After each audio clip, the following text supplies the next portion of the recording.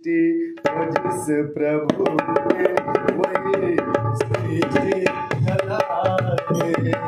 जो पेड़ हमने लगाए पहले, जो पेड़ हमने लगाया पहले, उसी का फल